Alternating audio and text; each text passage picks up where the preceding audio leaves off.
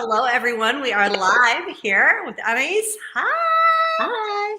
We are in our separate kitchens here in Sherman Oaks, California. Blocks away from each other.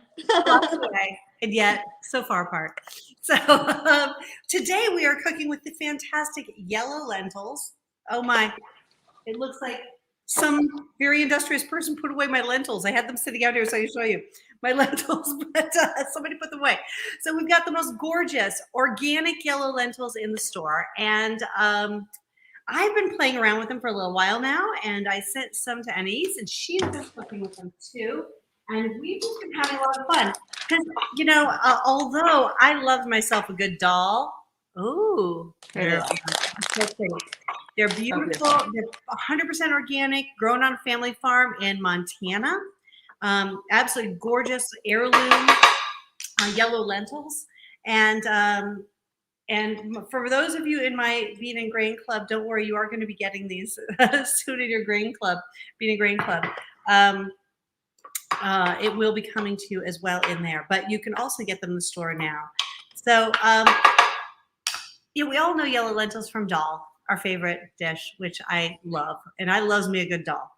But there is so much more to do with yellow lentils. They're the most incredibly versatile legume. I can't even believe. So I was telling Anais, I've been making flatbread with them, which is so simple. And so I'm going to put the recipe for that on the blog. Today, I'm going to make some burger patties. All right, I'm probably going to make taco filling because I don't have burger buns. So I'm just going to make some taco filling today. So easy. And what are you cooking for us today?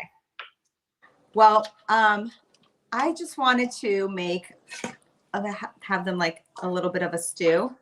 And yes, I could have done like the obvious thing, which is make a dal, and I almost reached for the curry and stuff like that. But then I opened up my pantry and I saw saffron, which I love to use. And I have had thyme in my refrigerator. And this is an interesting thing that most people don't typically cook with. This is a dried lime, and it's very prominent in Persian cooking. I am not Persian, but I have Persian family members and some very good friends. And a girlfriend of mine recently brought me some Persian stews with those limes. So it reminded me, I'm like, oh my gosh, if I can pressure cook these with the dried lime. Yeah. And it gave these lentils, first of all, the lentils were already delicious, but I think such a interesting flavor that you don't normally have in yellow lentils. And I cooked them in the pressure cooker. So with the saffron, some onions, and some vegetable broth and a bay leaf. These are delicious. So I'm just going to have them in a bowl, and I'm going to put some little garnish on top of it to make it nice and crunchy and even more of a fiber and nutrient dense meal. And that's going to be my lunch. I'm so excited for it. Yum. This sounds delicious. So the great thing about yellow lentils is they are a blank canvas in terms of flavor. You can go, yes, Indian with your masala and your curries and all those flavors. You could also go, as you've gone Persian with it, but today I'm going Southwestern because I'm going to make tacos out of this. And even when I do burgers, I make tacos. So I'm sorry, I can't move my camera today. So I've just been sauteing up some shallots here, and I threw in some of the Boonville poblano chili. There we go, poblano chili here, and I threw in some cumin, of course, and a little salt and pepper. And that's going to give it just a nice Southwestern flavor to this. And I've just sauteed those up to get them nice and soft. And then I've cooked my lentils. Now mine got a little bit past al dente because I turned the wrong way and was playing with the camera while I should have been cooking. But it's okay because I'm making a burger out of them, so it doesn't really matter. I'm making kind of a filling out of them, so they don't need to have that al dente texture. It's okay actually if they're a little bit over. I'm gonna throw that into my pan, and so I kind of threw these together, and I'm just gonna fold the two of them together a little bit. And now I could really just stop there. I could just kind of season this up and leave this as a nice loose filling, or the other thing I'm going to do is let this cool and then add some beaten egg or a flax egg if you're going vegan to give it a little bit of binder, and let these cool completely. Fold those together, and then you form patties, put them in the refrigerator, and they'll firm up. The starches in the yellow lentil are going to just completely firm up. And then you gently put that on a griddle and cook both sides to get a little bit of a crisp on either side, and they make fantastic burgers. And you can flavor them however you want. Put harissa in there and go Moroccan. You can go Indian. You could go Southwestern. You can go however you want. They're just a complete blank canvas. So I imagine you have to really cook out any kind of liquid that is, left to make it as dense as possible, right? Yeah, you're gonna cook. So like I've got these here. You can see here. This is a little too loose. So now I'm gonna keep it onto the stovetop here, and I'm gonna let it kind of cook out some of that liquid. So yeah, so you can see it's a little bit too loose. But what's gonna happen is I'm gonna cook it for just a couple minutes and let that kind of cool down a little bit, and it's gonna start firming up. And then once I turn it off the heat, it'll just start firming up. And you'll be surprised how firm the lentils get when you cool them down a little bit. And I don't need, you could add breadcrumbs if you're don't have a problem with bread and you want to add that. And some people do that as a binder, put it in there. But I don't find that you need it because as long as you cook a lot of that liquid out, the lentils really kind of hold their own. And then you've got a gluten-free, burger. And if you do the flax, it's vegan too. So Amazing. it depends on how pure you want to be, right? How long do you keep them in the refrigerator for? Oh, just like 15 minutes, 15, 20 minutes, just enough to like firm up a little bit. So you just kind of want to get a little bit firm. And then, I hate this electric cooker that I have over on the side because it's so hard. I'm like, it's too hot, it's too cold. It's too hot, it's too cold. I miss. So do you think you could freeze those like uncooked? Oh, I bet you could. Now, the only thing that would happen when you freeze them uncooked, so all the liquid that's inside of them is going to kind of create shards, right? So I'm wondering if they aren't going to keep their patty shape. I wonder if you would be better off to cook them and then freeze them and then just warm them up. Yeah. Yeah, that's probably what I would do. That's probably what I would do. That could be a brilliant make ahead meal, and I'll tell you, the flatbread is another brilliant make ahead meal. So they're better when they're like just cooked. So what you do for the flatbread is you take and you soak the lentils. Overnight is best, or at least 4 to 6 hours. I like it 6 hours. You soak about 2 cups of water for 1 cup of lentils. And then you pour that into your blender, add whatever spices you want. Doesn't matter which way you want to go with it. Add a little bit of salt, pepper, spices, whatever you want.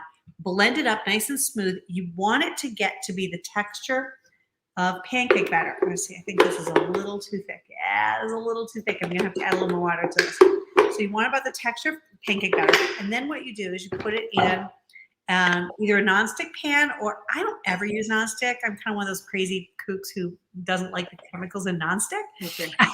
So I don't find that I need it. I find personally that if you preheat your stainless steel thoroughly with oil in it, and that's really the key, is to have the oil in it and really, really, really thoroughly preheat it. You can't rush that preheat in. No. And if you do that, nothing ever sticks. It's better than nonstick, in my opinion. Yeah, it's just about the method. Have you heard of carbon steel? Yes, and we have some carbon steel pans, but they're a little high maintenance. Okay. Yeah, I'm about to buy some, but I'm trying to hear the real deal about it. Okay, so here's the real deal. You ready? Okay, here we go. This is steel. It's okay. probably the ones you're looking at because they're all the rage right now. Right. And so this is what happens if you put them in your dishwasher. Oh, okay. So it doesn't look like it looks like it's lost its seasoning. Yeah, exactly. Mm. It's they're having carbon steel is a little bit like having cast iron. Okay. And that it's a little bit high maintenance, so Uh-huh. you're going to have to hand wash it, oil it, heat it up just like you would your cast iron. So just know that they're a slightly more high maintenance than, I am all about my stainless steel. My stainless steel is perfect. It's all I want. It just nothing else. Rob, my husband, he likes to buy stuff and he likes to buy all these toys, and I'm like, why? I love my cast iron.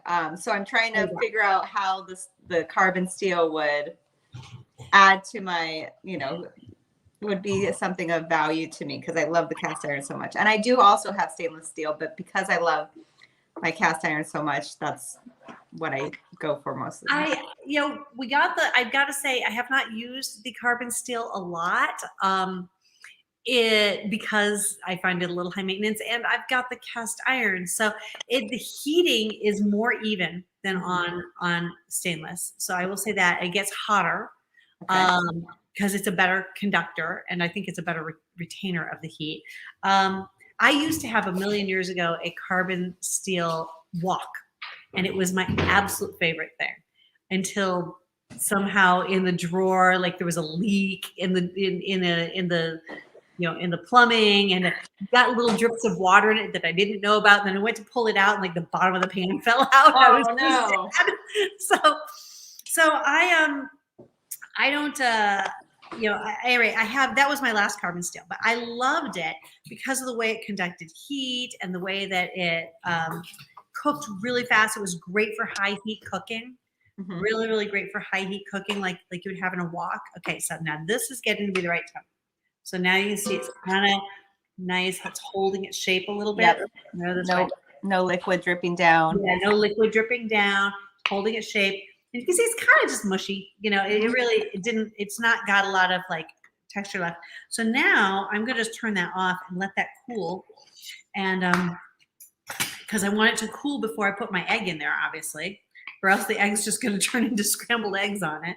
And then I'll fold those together and let it kind of sit, make some patties, put it in the refrigerator, and I will have burgers tonight, and it will be fantastic. But I don't have to do that. If I want to keep it just like this is a great taco filling. Yeah, that's good. Now the cumin, the poblano is perfect at, and I might spice it up a little bit more, throw some chili peppers in there, but oh my gosh, this is a perfect taco filling.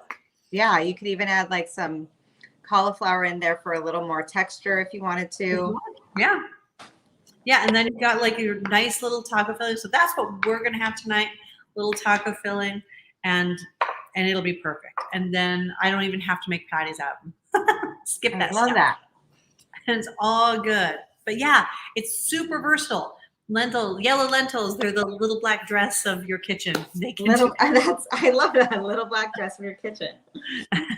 They dress them up, dress them down. They go any way you want. And of course, I've got Deep's mom, Indra, hand wrote for me her recipe for Dahl. Ooh. And so I am very excited about that. I haven't tried it yet. So once I try it, I will write that up and put that on the blog as well. So lentils galore. Enjoy your lentils. They are really great fiber. These are 100% organic, grown on a small family farm. They're absolutely delicious and nutritious. So, and they're not just for Dahl anymore. So cook them any way you want. I love your idea of the stew and the Persian spices. That's a brilliant idea. I love it. Thank you. Love my Persian spices and saffron. It's the best. Oh, tell us, how long did you cook them in the pressure cooker? Because that's, I got to say, I was surprised that you cook in the pressure cooker. I'd always thought they would just disintegrate in the pressure cooker. They're so delicate. Yeah, I out of habit always pressure cook all my legumes because that's just what makes them more tolerable to me. So I saw on the package that it said 10 minutes. It recommended 10 minutes on the stovetop. So I was like, all right, well, pressure cooker is supposed to work pretty quickly. I did 4 minutes in the pressure cooker, and then I let them semi-natural release to at 15 minutes. I just kind of let them sit on the warm function. I probably could have let them sit even longer, but they completely stayed intact. Wow. They're even slightly al dente. They're not mushy at all. Amazing. So I'm very, very pleased with them. And I didn't measure how much liquid. I just kind of threw them in here. I had already sauteed some onions in here. Threw them in here, poured a little bit of vegetable broth right over them, just enough to cover them. And it worked out great. Great. Oh my gosh, I'm going to try that next. That sounds delicious. And now that it's getting chilly out, a nice warm soup sounds perfect. Yes. And you know what? You could probably even have this cold tomorrow when we shoot up to 90 degrees, because cold lentils are delicious too. Yes. Yeah, they are. They're very, very good. Very, very good. Well, awesome. Well, thank you everybody for joining us. And thank you for joining us today and telling us all about your amazing adventures with our yellow lentils. They're so delicious. They are so good. Very, very good. Well, anybody who wants to hop over, I think we're going to hop over to Instagram next and just chat a little bit more over there with our folks who don't come to Facebook. So we'll see you all next time. Thank you very much. Have a great day, everyone.